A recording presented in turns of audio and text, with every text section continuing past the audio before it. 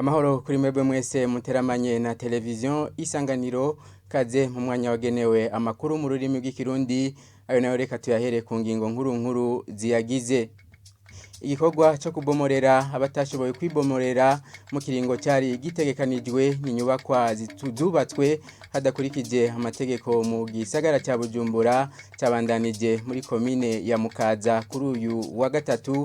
Muraza gukurikira muri aya makuru uko vyari vyifashe. Mu gisata cy'inkino ihiganwa mpuzamakungu ry'abigeme basiganwa ku makinga ryeguruye icese kuri uno wa gatatu mu gisagara cya Bujumbura. Muraza gukurikira ingene amahiganwa yo kugurura yagenze muri aya makuru. Mukanya tujya mu idoniro y'ano makuru sangwa ikaze.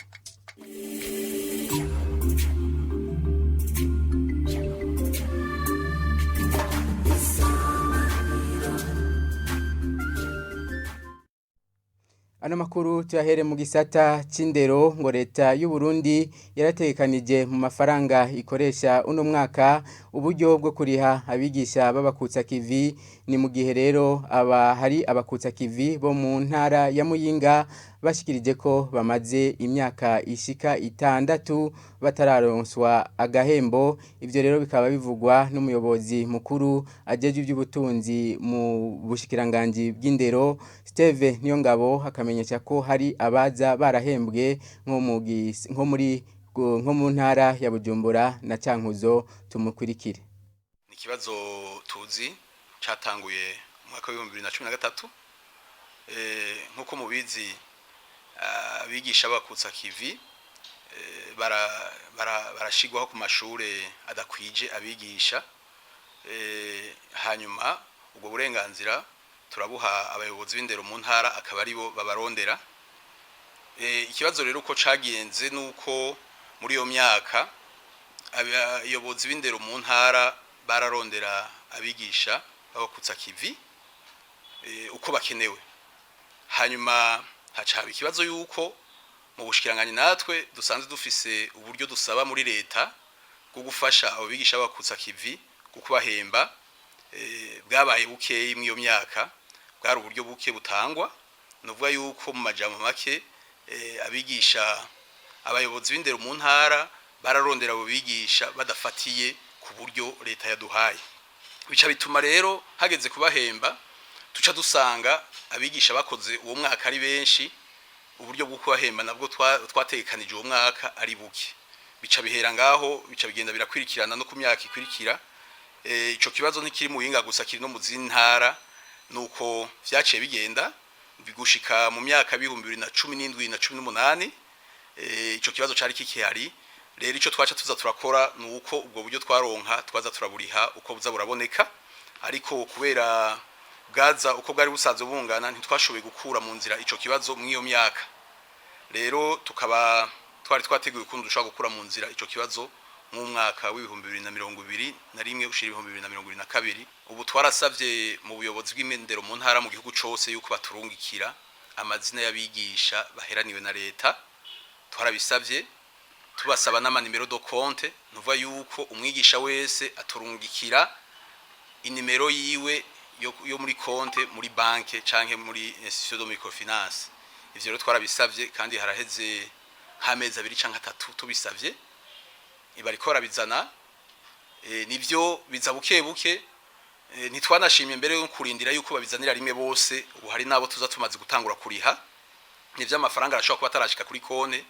Mbwa nk'intara ya Bujumbura vyaje bikwiye twarabarishe, intara ya Cankuzo twarabarishe. Mu ndwi nk'ime canke zibiri bazobona uburyo bwabo bwashitse ku makonte yawo. Hari abandi babizana bitameze neza, hari ivyo twasubije inyuma nk'ivyo vy'Imuyinga, hariho utuntu basaba gukosora. Nibaza yuko nabonye bazoca biturungikira vuba mu ndwi imwe canke mu ndwi zibiri tukabatunganiriza. Hari n'ivyo turiko turiga ngaha, nuvuga yuko uno mwaka twaratekanije uburyo bwo kuriha abo bigisha bakutsa kivi bose kuva mu mwaka wa 2010. Tubandanye nano makuru mu gisata c'inyubako igikorwa cyo kubomorera abatibomoreye inyubako zubatse hadakurikije amategeko cyabandanije muri komine ya Mukaza kuri uyu wa gatatu. Ico gikorwa rero kiba cyabereye mu mazone ya Buyenzi, Bwiza hamwe na Nyakabiga gihagarikiwe na mustanteri wa komine Mukaza ari kumwe n'abarongoye amazone hamwe n'amakartier. Arthur Kavabushi yabikurikiranye.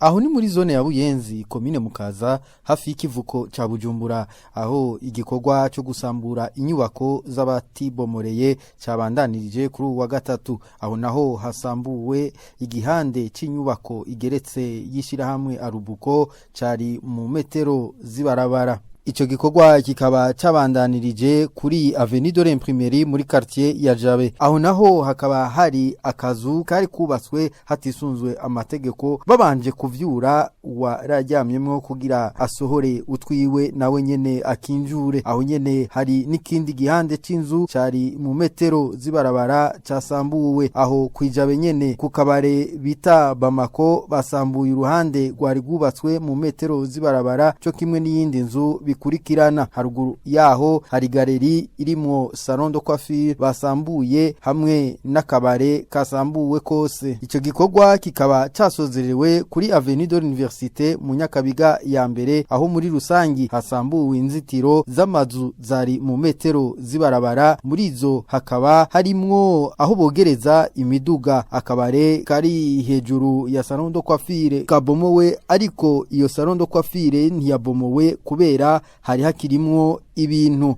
Ico gikorwa cari gihagarariwe na mustanteri wa Mukaza afashijwe n'abatwara amazone n'amakartier, kandi cabaye abantu barorera atanumwe avuze ko arenganijwe. Tukiri muri ico gisata c'inyubako, amabarabara amwe yo muri quartier Mutanga Sud muri komine ya Mukaza ngo yarononekaye cyane. Ukuba sindabibazwa kw'ababa muri iyo quartier bikaba biri mu bituma ayo mabarabara abandanya amera nabi, nkuko bivugwa na bamwe mu bagendesha imiduga baganiriye na bagenzi bacu kuri uyu wa kabiri, bagasaba ko ayo mabarabara yosanurwa.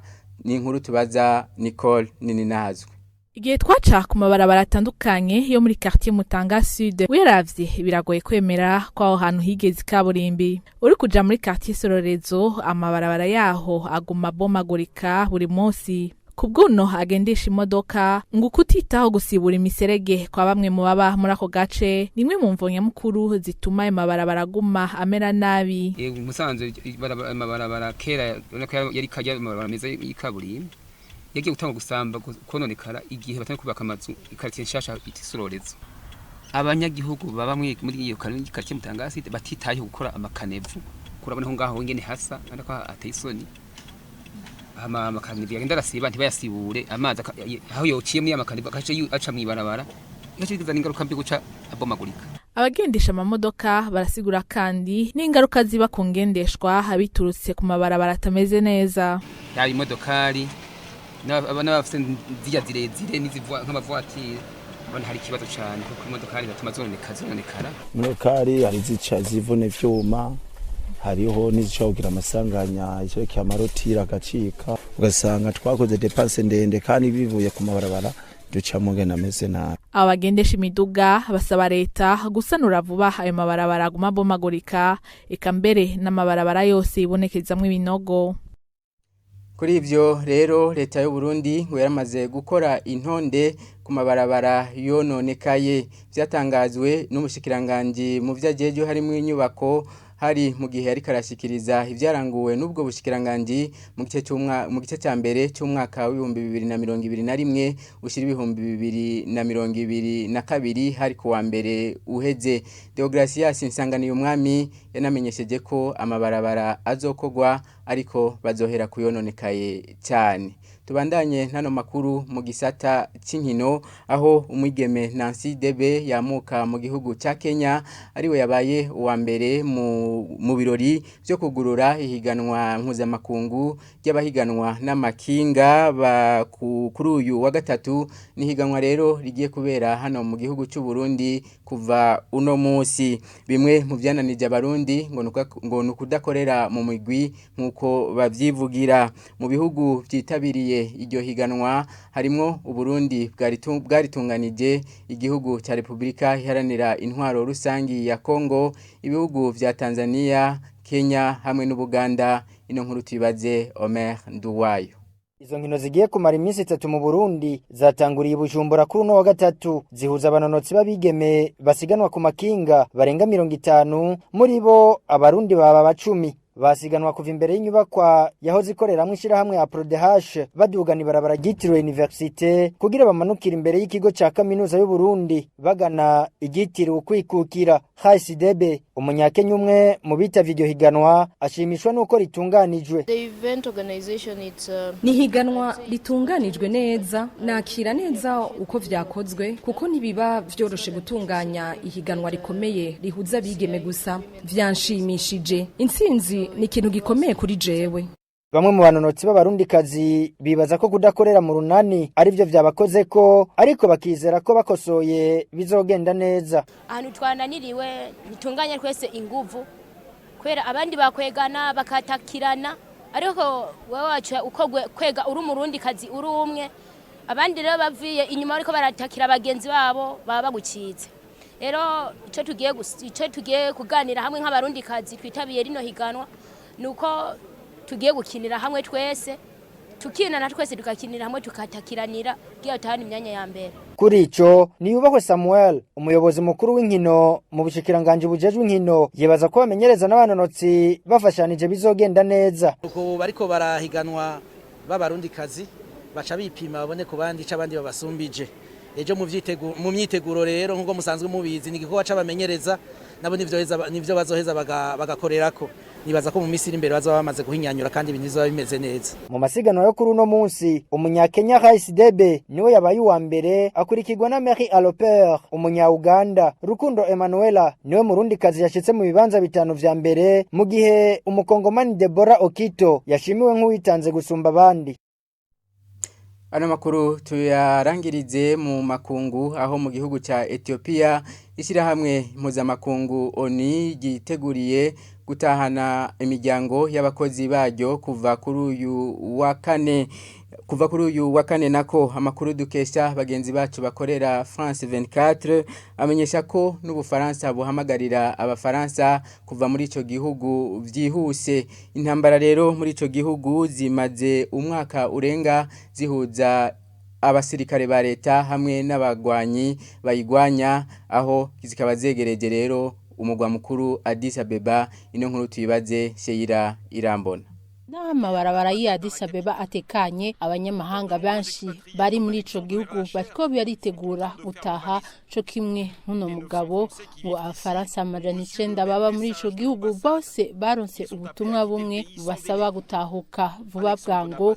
Uno mugabo ati wumvise ivyo leta ya Ethiopia ivuga ntawo higima ngo yanke gutaha. Ayo makuru abandanya avuga ko atari ambasade y'Ufaransa gusa yasavye ababo gutaha, n'izindi ambasade zakurikiye iyo ngendo ngo hari nizahamagaye abanyagihugu babo haraciye iminsi. Uno ati abagenzi bacu bose baragiye, hasigaye abafise akazi katurafatiriye. Ayo makuru abandanya avuga ko abanyamahanga batoye gutaha kubera abaroberi bariko baregereza kwinjira muri Addis Abeba ngo baramaze kwifatira udusagara tubitwa Kombocha na Shewarobit, udusagara turi ku birometero 200 ya Addis Abeba. Ivyo bikaba vyatumye umushikiranganje wa mbere aja ku rugamba, akaba yahamagaye ubwiwe abanya-Ethiopia guhaguruka kugwanya abo babateye. Ati naje niyo nzoba ndi kugira ndongore ingabo. Abaroberi bitigaye bakaba bagwanya leta ya Ethiopia kuva umwaka urenga, bakaba bashigikiwe n'iyindi migwi 9.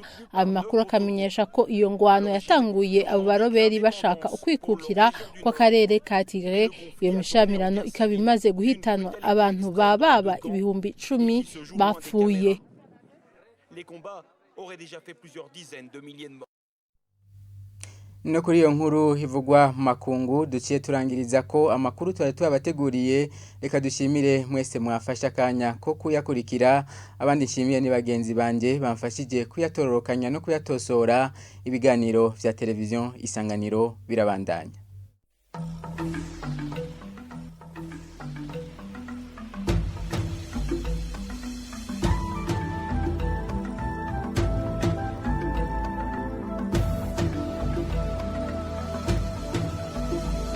Isa